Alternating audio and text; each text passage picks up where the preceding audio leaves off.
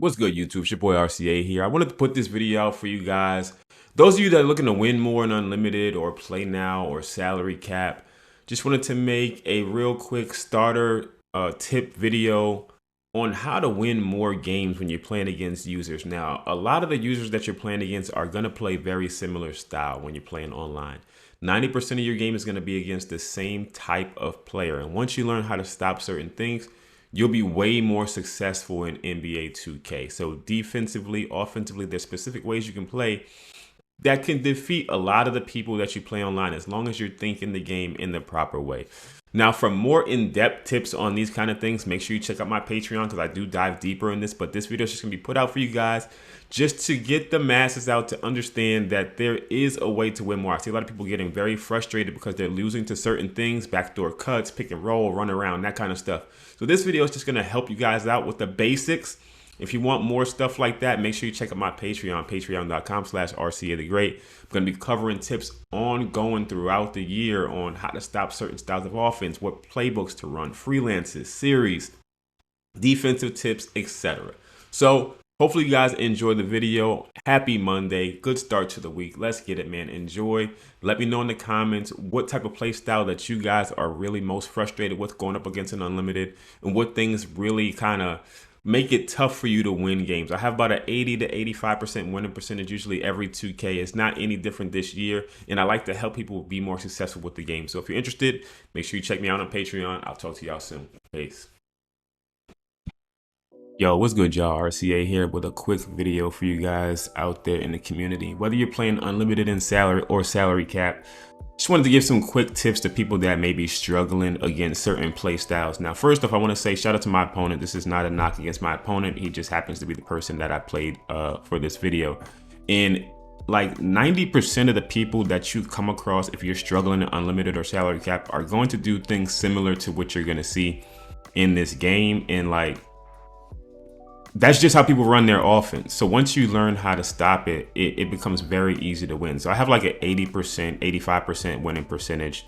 And this is against like mostly like the average people or like even some competitive players that play online, salary cap, unlimited, whatever.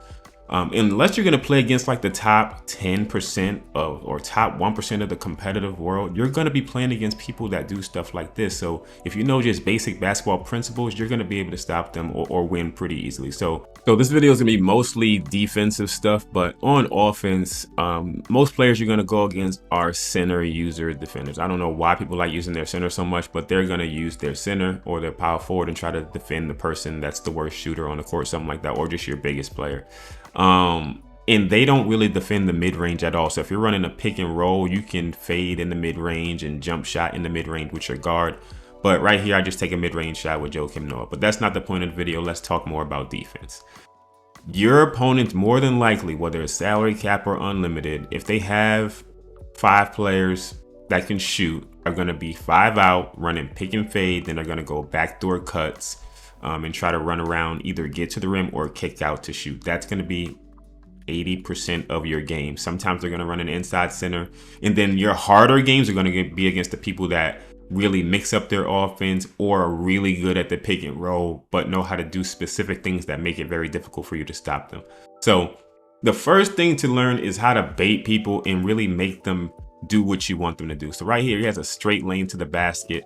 Posey's probably going to catch up, but I want to make sure he's going to kick the ball back out to restart his offense. I don't want him to have a straight lane to the basket. You just fake at him like you're really going to go to defend him, and they're more than likely going to kick the ball back out because they're programmed to do it. Like if it's a competitive player, they're going to go directly to the rim and make you commit before they kick the ball back out. That's just how it is.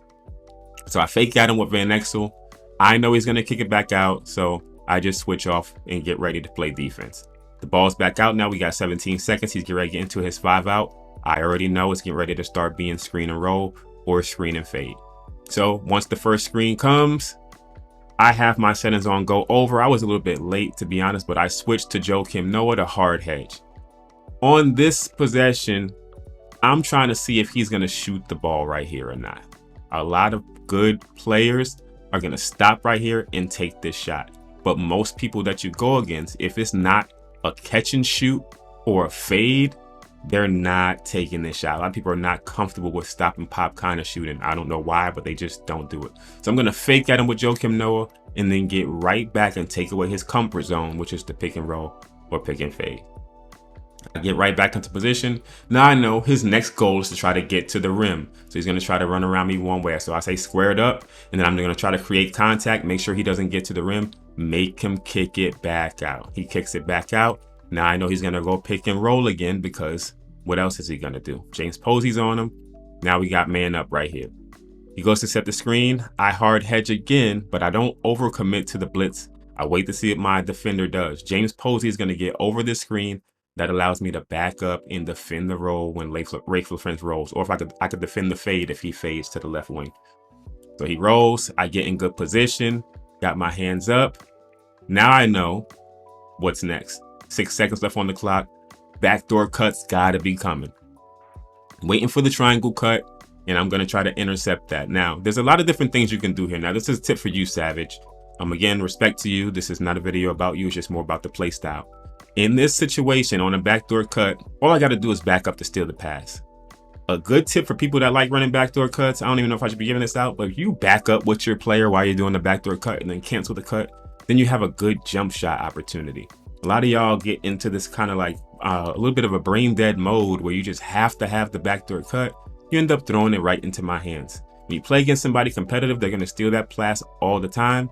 And somebody competitive also knows how to just continue backing up and make you back up, and then they have a free shot. So that's a tip for y'all. So I'm just going to steal this pass and we get our way up the court. That's an easy defensive possession. Right here, once again, he's ahead of me. I'm going to cut off his line to the basket.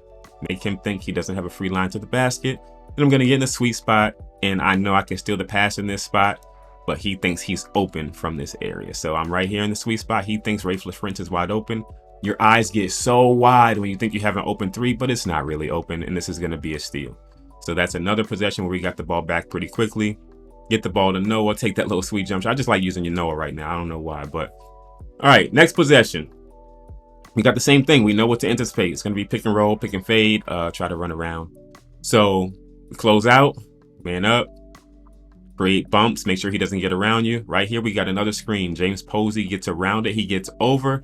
So I'm going to guard the roll or the fade myself. If James Posey gets caught, you really got to watch your defender. If they get caught or blasted by the screen, you either have to hard hedge harder to stop the 3-point shot at the top of the key and then rotate from the backside. That's a whole different, lesson, whatever. Or you can pinch over. I could have used Mitch Richmond just now and then pinched over to make sure he didn't get that much room. But the way the court's balanced, I felt like I was pretty good with this. So guard the fade. Now the ball's getting swung. I like to play man myself. I like to play on ball. Sometimes I go off, but I really like to be on ball a lot of the time. So hand up, making sure I'm closing out. Now we're just going to wait for the screens, stay in the lanes. Right here, once again, he could have took that mid-range shot. He didn't. Either way, it was a foul because he's calling screens a lot. You're eventually going to get an illegal screen, and he ends up leaving the game. And that was just a simple game. And if he would have just did things a little bit different, he could have scored more. But so many people are programmed to just run around, screen, fade, kick out, backdoor cut, run around, screen, fade, backdoor cut. If you get good at beating that play style, you will win a lot of your games. Now, of course, there's more to it, but that's pretty much, you get good at stopping that and you're going to be way better at the game. And then there's obviously more tips that you can use for the more competitive style player. But again, that's what I have the Patreon for. The more I learn about the game. Now, basketball, I know a lot. I know all the different types of things that you can do in basketball. Now, translating it to the game is why we play, why we practice. So if you need some extra tips, let me know. I appreciate y'all. Peace.